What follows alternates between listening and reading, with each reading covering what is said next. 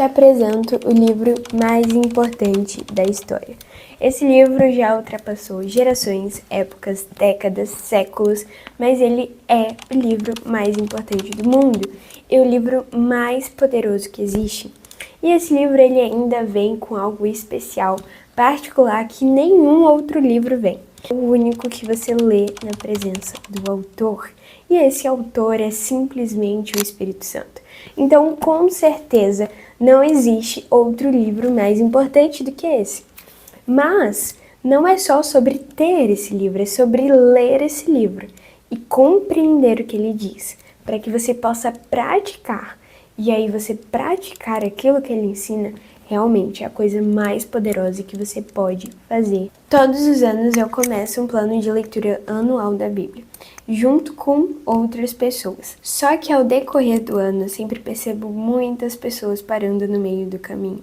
E eu fui conversar com algumas dessas pessoas para compreender o porquê de parar, o porquê de desistir no meio do caminho. Na maioria das vezes eu escuto as pessoas falando que elas não conseguem compreender aquilo que a Bíblia diz.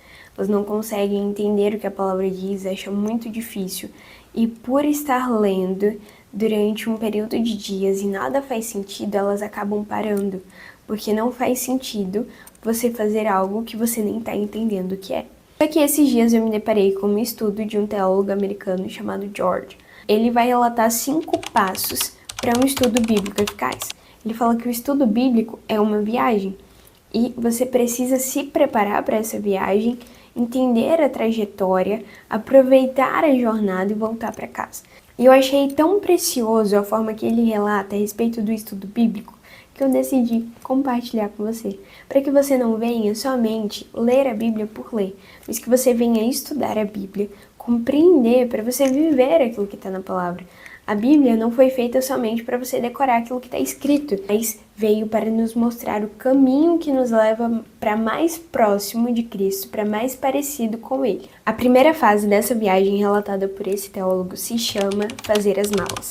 Ele fala que é nesse momento você vai juntar as suas ferramentas, aquilo que vai ser importante para o seu momento de estudo bíblico. Como, por exemplo, a Bíblia que você vai usar. Além disso, tem aqui, você pode usar Bíblias de estudo. Eu gosto da Bíblia de estudo Almeida. E tem aqui a Bíblia de estudo King James. Além disso, você pode usar cadernos para anotações. Então, eu tenho vários desses. Para anotações, canetas, marca-texto, tudo aquilo que você considera importante para esse momento. É nesse momento que você vai escolher o seu destino, que é a passagem que você vai ler, e vai fazer uma oração. Então, esse é o processo de fazer as malas. Escolher a passagem, juntar as suas ferramentas e fazer uma oração, para que o Espírito Santo te revele a respeito da palavra, te dê a compreensão correta, ministre no seu coração e você pedir também por constância, para que você conseguir ler e estudar essa palavra todos os dias. A segunda parte dessa viagem ele vai chamar de ler os mapas. Então é nesse processo que você vai compreender um pouco mais a respeito do texto. Você escolheu a passagem e é interessante que você compreenda a respeito do livro ao qual pertence essa passagem. Em que momento ele foi escrito, por quem foi escrito, por quê, para quem, qual o propósito, qual a mensagem central, qual o contexto da época.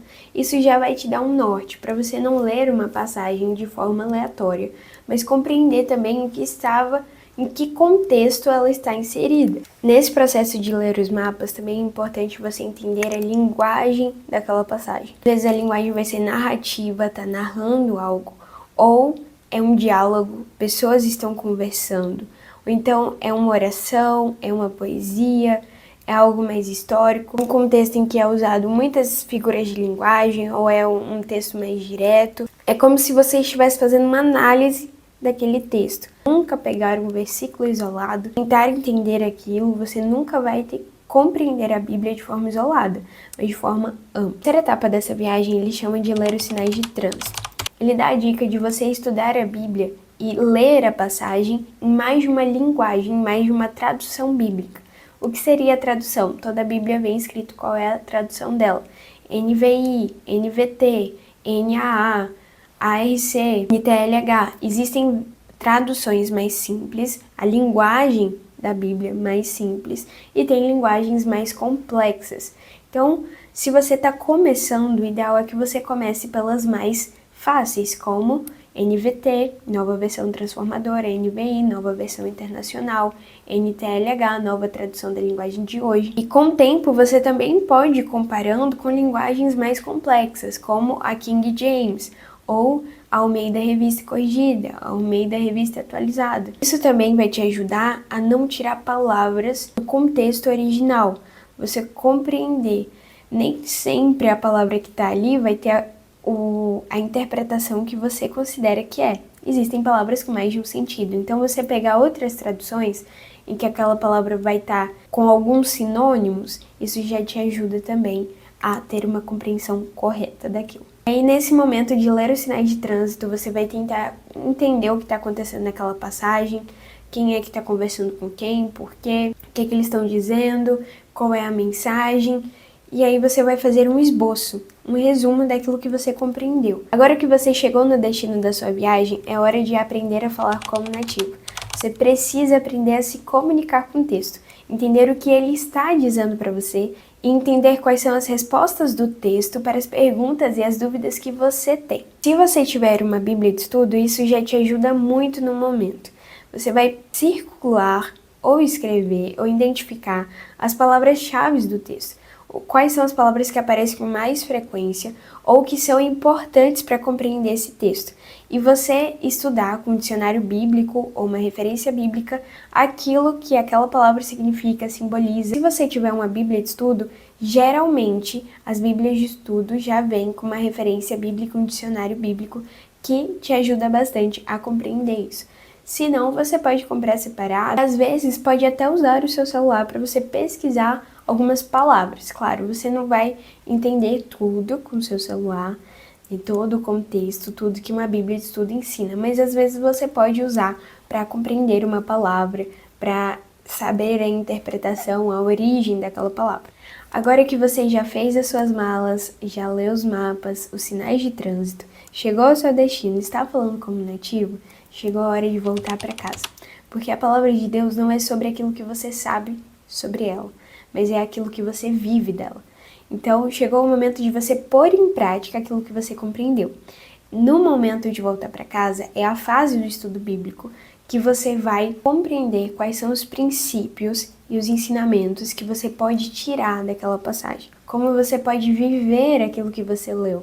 É você dar vida àquilo que está no texto.